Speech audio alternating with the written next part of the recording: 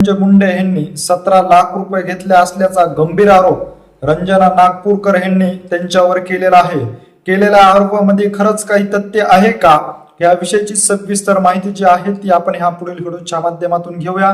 तर नमस्कार मंडळी, पोलीस खात्यातून बडतर्फ झालेल्या पतीला पुन्हा सेवेमध्ये रुजू करण्यासाठी माजी मंत्री धनंजय मुंडे यांना आपण 17 लाख रुपये दिले असल्याचा गंभीर आरोप जो आहे तो नागपूर येथील रंजना नागपूरकर यांनी केला असल्याचं आपल्याला पाहण्यास मिळालेलं आहे. धनंजय मुंडेंनी माझ्या पतीला पुन्हा सेवेत रुजू करून घेण्यासाठी माझ्याकडून 17 लाख रुपये घेतलेले आहेत. मी स्वतः त्यांच्या परळी येथील निवासस्थानी जाऊन त्यांना 8 लाख एका डब्यात व दुसऱ्या डब्यात 9 लाख असे एकूण 17 लाख रुपये दिलेले आहेत. ज्यावेळेस मी त्यांना पैसे देत होते त्यावेळेस कैलास फड व निखिल फड यांची उपस्थिती असल्याचं देखील त्यांनी सांगितलेलं आहे. माझ्या पतीला काही कारणास्तव निलंबित करण्यात आलं होतं. त्यानंतर पुन्हा सेवेमध्ये रुजू करण्यासाठी माझ्याकडून धनंजय मुंडे यांनी पैसे घेतले असल्याचा त्यांनी आरोप केलेला आहे. परंतु खरंच इतक्या दिवस ही महिला शांत का होती असा देखील प्रश्न जो आहे तो आता उपस्थित केला जात आहे. दुसरीकडे जर पाहिलं तर अजितदादा यांचं अकाली निधन झाल्यानंतर त्यांच्या उपमुख्यमंत्री पदावर सुनित्राताई पवार जे आहेत त्या विराजमान झालेल्या आहेत. तर आता लवकरच राज्यसभेवर कुणाला घ्यायचं ह्याची चर्चा देखील होत आहे. तर दुसरीकडे पुन्हा मंत्रिमंडळामध्ये धनंजय मुंडे यांचं कमबॅक होणार असल्याची जोरदार चर्चा होत असतानाच धनंजय मुंडे यांच्यावर रंजना नागपूरकर यांनी असे गंभीर आरोप केल्यामुळे कुठंतरी धनंजय मुंडे पुन्हा एकदा अडचणीत येत असल्याचं आपल्याला पाहण्यास मिळत आहे. ज्या वेळेस धनंजय मुंडेंना मंत्रिमंडळामध्ये समावेश करायचा आहे त्यावेळेस धनंजय मुंडेवर कुणी ना कुणीतरी कुठल्या ना कुठल्या कारणास्तव आरोप करीत आहेत. या आरोपामुळे धनंजय मुंडे गेल्या 2 वर्षापासून जर पाहिलं तर सातत्याने अडचणीत येत असल्याचं आपल्याला नेहमीच पाहण्यास मिळत आहे. 2024 ची विधानसभेची निवडणूक पार पडली. ह्या विधानसभेच्या निवडणुकीमध्ये महायुतीला भरघोस असं घवघवीत यश प्राप्त झालं. त्यानंतर पुन्हा मंत्रिमंडळामध्ये धनंजय मुंडे यांची वर्णी लागल्याचं आपल्याला पाहण्यास मिळालं. आणि त्यानंतरच परत एकदा बीड जिल्ह्यातील केज मतदारसंघातील सरपंच संतोष देशमुख यांचं हत्या प्रकरण जे आहे ते चांगलंच गाजलं. त्याचबरोबर या हत्या प्रकरणामध्ये धनंजय मुंडे यांच्या अत्यंत विश्वासू असलेले वाल्मिक कराड यांचं कनेक्शन असल्यामुळे धनंजय मुंडे यांना पुन्हा एकदा आपल्या मंत्रिपदाचा राजीनामा देखील द्यावा लागला. त्यानंतर पुन्हा मंत्रिमंडळामध्ये धनंजय मुंडे येणार असल्याची चर्चा होत असतानाच कुठल्या ना कुठल्या कारणास्तव धनंजय मुंडे यांना अडचणीमध्ये आणण्यासाठी त्यांच्यावर गंभीर स्वरूपाचे आरोप केले जात असल्याचं त्यांच्या समर्थकांकडून सांगितलं जात आहे. आता यातच सुनित्राताई पवार ज्या आहेत त्या उपमुख्यमंत्री पदावर विराजमान झालेल्या आहेत. ह्याचबरोबर मंत्रिमंडळामध्ये पुन्हा एकदा फेरनिवड होणार असून धनंजय मुंडे यांची वर्णी लागणार असल्याची सूत्रांकडून माहिती येत असतानाच रंजना नागपूरकर यांनी धनंजय मुंडे यांच्यावर गंभीर आरोप केल्यामुळे पुन्हा एकदा धनंजय मुंडे कुठेतरी अडचणीत येत असल्याचं आपल्याला पाहण्यास मिळत आहे. माझ्या पतीला पुन्हा सेवेत घेण्यासाठी धनंजय मुंडे यांना आपण 17 लाख रुपये दिले असल्याचा गंभीर आरोप जो आहे तो रंजना नागपूरकर यांनी धनंजय मुंडे यांच्यावर केलेला आहे. ज्यावेळेस मी हे पैसे मागायला गेले त्यावेळेस माझ्या गळ्याला निखिल फड यांनी बंदूक लावल्याचा देखील गंभीर आरोप जो आहे तो त्यांनी यावेळी केलेला आहे. याचबरोबर निखिल फड व कैलास फड यांनी आपल्यावर केलेला आरोप फेटाळून लावत त्यांनी देखील प्रसार माध्यमाशी बोलताना सांगितले आहे की त्या महिलेचा आणि आमचा कुठलाही संबंध नाही. कुठल्याही चौकशीसाठी आम्ही सामोरे जाण्यासाठी सज्ज असल्याचं देखील त्यांनी सांगितलेलं आहे. त्यामुळे धनंजय मुंडे यांच्यावर सध्या होत असलेले आरोप जे आहेत त्या आरोपामध्ये कितपत तथ्य आहे हे देखील पाहणं तितकंच महत्वाचं असल्याचं देखील धनंजय मुंडे यांच्या समर्थकांकडून बोललं जात आहे.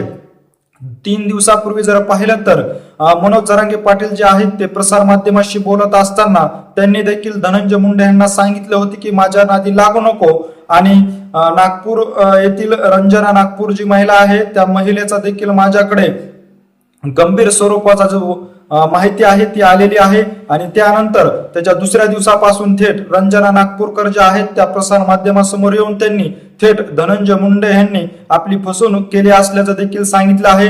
17 लाख रुपये घेतलेले असल्याचा गंभीर आरोप देखील रंजना नागपूरकर यांनी धनंजय मुंडे यांच्यावर केलेला आहे. त्यामुळे आता धनंजय मुंडे कुठेतरी अडचणीत येत आहेत. याचबरोबर आता हे एक प्रकरण, याचबरोबर असे अन्य 22 प्रकरण देखील माझ्याकडे आले असल्याचं मनोज जरांगे पाटील यांनी देखील सांगितलं होतं. ज्या दिवशीपासून मनोज जरांगे पाटील जे आहेत ते प्रसार माध्यमाशी हे वक्तव्य केले आहेत त्या दिवसापासूनच आता धनंजय मुंडे यांच्यावर दिवसांदिवस रंजना नागपूरकर जे आहेत त्या प्रसार माध्यमाशी येऊन कशा पद्धतीने आपली फसवणूक केली असल्याचा खुलासा देखील करीत आहेत. परंतु या सर्व गोष्टीकडे आता नागपूर पोलीस अधीक्षक असतील, बीड पोलीस अध्यक्ष असतील, हे कितपत गांभीर्याने घेणार आहेत.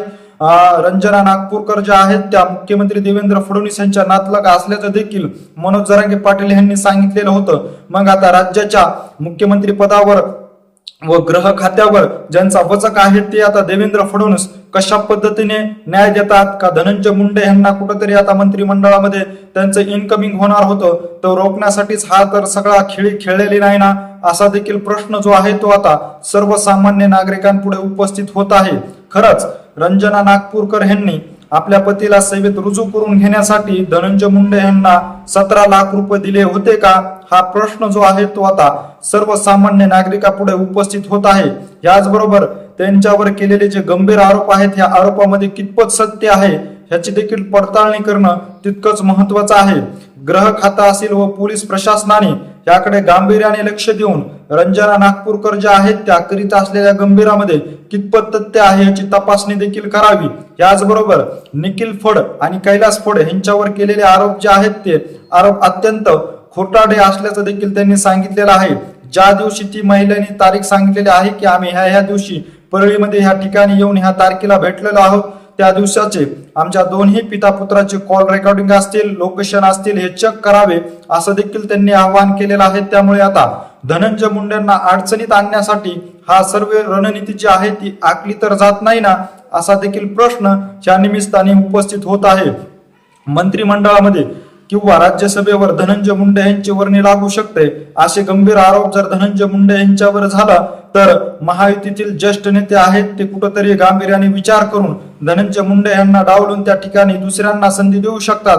यासाठीच तर हा सर्व खटाटोप केला असल्याचा गंभीर आरोप जो आहे तो धनंजय मुंडे यांच्या समर्थकाकडून आता व्यक्त केला जात आहे. धनंजय मुंडे यांना जाणीवपूर्वक कुठेतरी त्यांचे खच्चीकरण व्हावे ह्यासाठी ह्या सर्व खटाटोप जो आहे तो केला जात आहे. ह्या मागे सर्व कोण आहे हे देखील आम्हाला माहित असल्याचं त्या समर्थकाकडून सांगितलं जात आहे.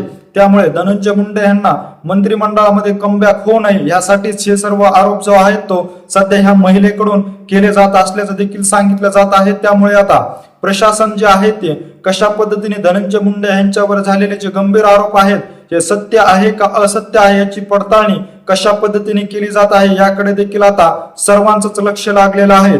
धनंजय मुंडे यांच्यावर झालेले जे गंभीर आरोप आहे या आरोपामध्ये कितपत सत्यता आहे ह्याविषयी नेमकं तुम्हाला काय वाटतंय हे आम्हाला आमच्या कमेंट बॉक्समध्ये नक्की कळवा.